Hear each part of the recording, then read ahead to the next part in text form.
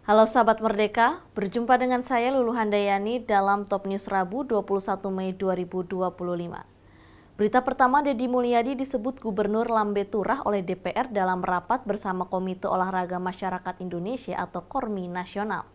Selanjutnya DPR mengkritik kantor Kejaksaan seluruh Indonesia yang dikawal oleh TNI.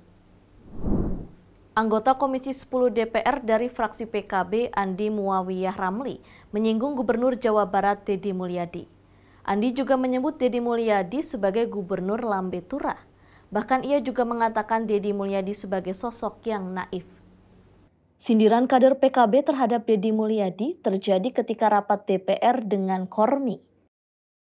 Saat itu Andi dengan nada tinggi menyebut Deddy Mulyadi sebagai Gubernur Lambe Turah.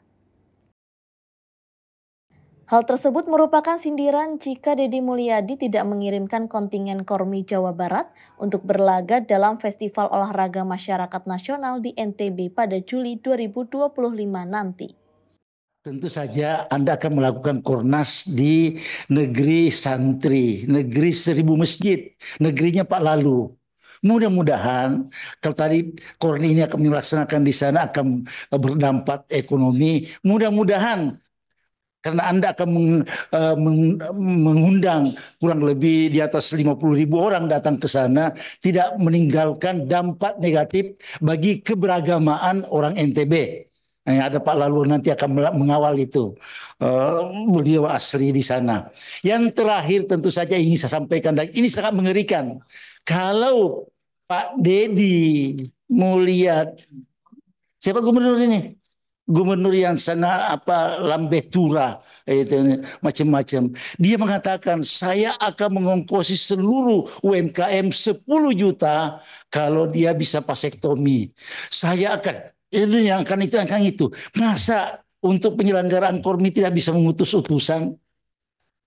Wah, ini betul-betul itu luar biasa. Dia kan kontennya luar biasa setiap hari itu. Masa dia bisa mengongkosi anak nakal untuk dididik di Kodam Siliwangi, tapi untuk utusan KORMI ke NTB tidak mampu melakukan itu. Naif sekali gubernur ini kalau begitu. Sangat naif. Karenanya kita gugah di forum ini, Pak Deddy, silahkan utus KORMI Jawa Barat ke NTB. Wallahul muwaffiq ila aqwamit thoriq. Wassalamualaikum warahmatullahi wabarakatuh. Baik, terima kasih Bang Andi. Nanti kita laporkan ke Kang Deddy nih. Ya mudah-mudahan lah beliau nonton ini. Kalau sekelas Kang Deddy tidak bisa mengutus kontingen ke NTB itu memalukan. Sangat memalukan. Mudah-mudahan beliau tonton raker kita ini, RDPU kita ini. Anggota Komisi 3 fraksi PAN Sarifudin Suding menyoroti soal kantor Kejaksaan seluruh Indonesia yang dijaga oleh TNI.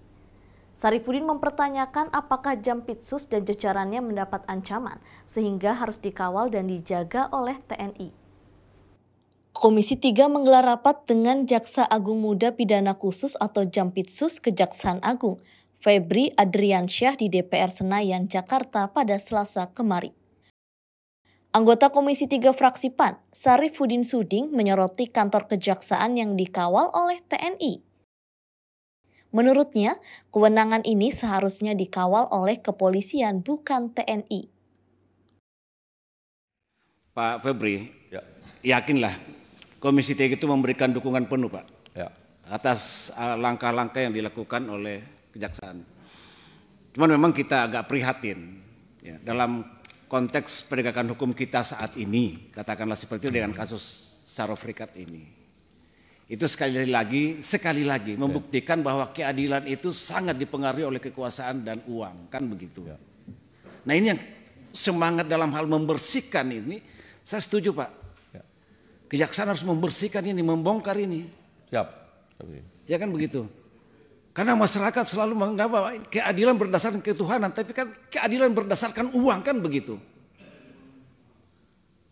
Nah ini harus dibongkar ini Pak.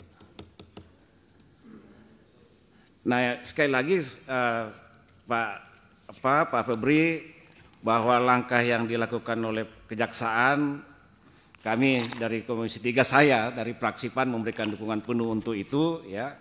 Langkah-langkah yang telah lakukan. Nah, pertanyaan terakhir, Pak Ubri. Tentunya Bapak kan dalam hal menangani kasus-kasus seperti ini kan akan ada feedback ya dari orang-orang yang tidak merasa nyaman, katakanlah seperti itu. Nah, apakah selama ini Pak Bebri dan kawan-kawan itu ada ancaman sehingga harus dijaga oleh TNI yang Bapak satu peleton, satu apa dan sebagainya, yang menurut saya sebenarnya kalau kalau saling menghargai institusi, seharusnya ini kan kewenangan di institusi kepolisian, tidak harus TNI, kan begitu. Tapi kan saat ini kan dijaga oleh pihak TNI, institusi kejaksaan. Nah, pertanyaan saya, memang selama ini Pak Bebri dan kawan-kawan ada kondisi darurat, ada kondisi ancaman yang sangat itu sehingga harus dijaga oleh TNI. Jangan sampai ini kayak soft force, kan begitu. Sehingga orang pun ketika berhubungan dengan pihak kejaksaan, apakah melaporkan suatu perkara dan sebagainya, itu ada rasa